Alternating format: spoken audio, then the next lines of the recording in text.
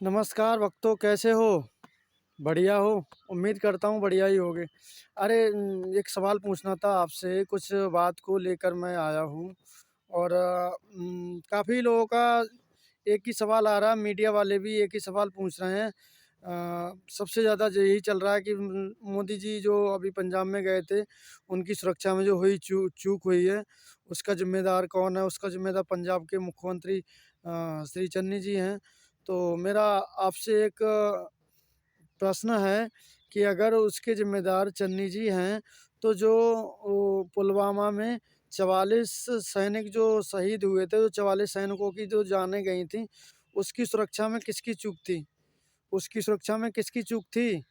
तो उसके ज़िम्मेदार कौन है? तो और रही बात ये, ठीक है, पहली बात। दूसरी बात ये है कि ये देश जो है सुरक्षित हाथों में है।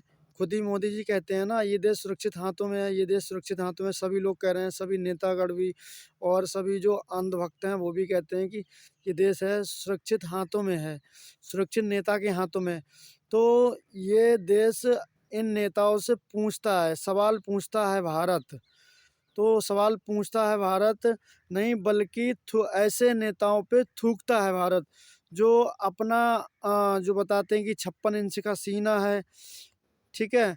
अब तुम्हारा 56 इंच का सीना कहाँ गया? 11 इंच का रह गया, 5 प्लस 6 बराबर 11। तो मेरा उनसे ये कहना है कि जो लोग कहते हैं कि पंजाब में जो हुआ है, बाल मोदी जी पंजाब में जो बाल-बाल बचे हैं, पंजाब में जो वो रैली के लिए गए थे संबोधन करने के लिए, उसमें मोदी जी बाल-बाल बचे हैं। बहुत-बहुत उनको वो है जान बचा के भाग के आ पाए।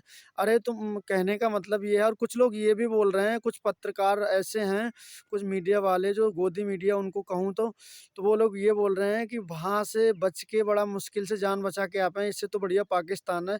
तो किसने रोक रखा है आपको? पाकिस्तान चले जाइए। ऐसे लोगों को भारत में रहना है क्या?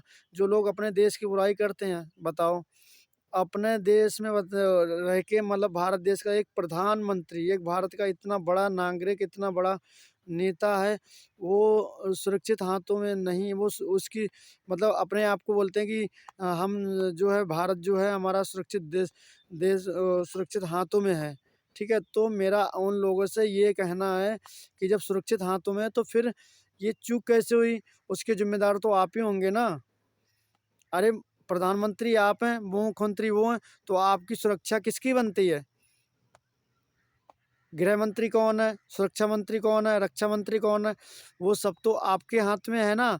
फिर दूसरे को इसका ज़िम्मेदार क्यों? ये सब एक बहाना है, केवल बहाना।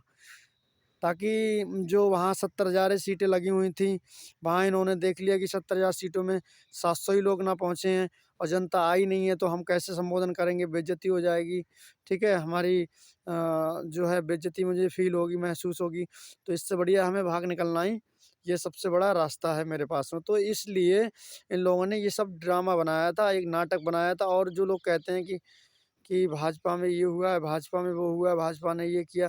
क्या किया है? जो किया था उनके बताओ। आपने कहा था कि जो है हमारे देश में हम अपने देश को डिजिटल इंडिया बनाएँगे। कहाँ डिजिटल इंडिया बनता है? तो आज देख रहा हूँ कि डिजिटल इंडिया के नाम से इतना फ्रॉड हो रहा है। अरे! पहले शिक्षित तो करो तभी तो डिजिटल इंडिया बनेगा। जब किसी को जानकारी नहीं है, शिक्षित नहीं है, तो वो कैसे उस चीज़ को यूज़ कर सकता है, उस चीज़ को कैसे पकड़ सकता है, उस चीज़ को उसको कैसे नॉलेज होगी? जब वो पढ़ा-लिखा ही नहीं है तो नॉलेज कैसे होगी? अब वो छोटा-सा उदाहरण ले लो कि बहुत से लोग फ़ोन करते हैं कोरोना वैक्सीन के नाम पे, ठीक है? ये कोरोना वैक्सीन के नाम पे फ़ोन करते हैं कि सर मैं आयुष मंत्रालय भारत सरकार से बात कर रहा हूँ, या मतलब जो है चिकित्सा मंत्रालय, मतलब जो भी है भारत सरकार की बता देते हैं कि हम यहाँ से बात कर रहे हैं, ऐसे बात कर रहे हैं, आपके वैक्सीन जो हैं दोनों लग गए, वैक्सीन के दोनों डोज़ लग गए और लग गए हैं, तो एक बूस्टर डोज़ लगेगा, उसका एक ओटीपी आएगा, आप ओटीपी बताना। तो मेरा मतलब ये है कि आप लोग जो डिजिटल इंडिया का बात कर रहे हैं, वो डिजिटल इंडिया तभी सक्सेस होगा जब देश में लोग पढ़े लिखे होंगे। शिक्षा तो है ही नहीं यहाँ पर, शिक्षा को तो बिल्कुल डुबोया जा रहा है। तो एक बात याद आ गई, एक छोटी-सी कविता इसी तर्ज पे एक छोटी-सी कविता मैंने बनाई है कि शिक्षा के जहाज डुबाए जा रहे हैं, शिक्षा के जहाज डुबाए जा रहे हैं, स्कूल बंद करके लोग रैलियों में बुलाए जा रहे हैं, स्कूल बंद करके लोग रैलियों में बुलाए जा रहे हैं। तू कब तक खाएगा फ्री का राशन ऐ आम आदमी, तू कब तक खाएगा फ्री का राशन ऐ आम आदमी, तेरे बच्चे जिस्म से नहीं, तेरे बच्चे जिस्म से नहीं, दिमाग से अपाहिज बनाए जा रहे हैं। धन्यवाद।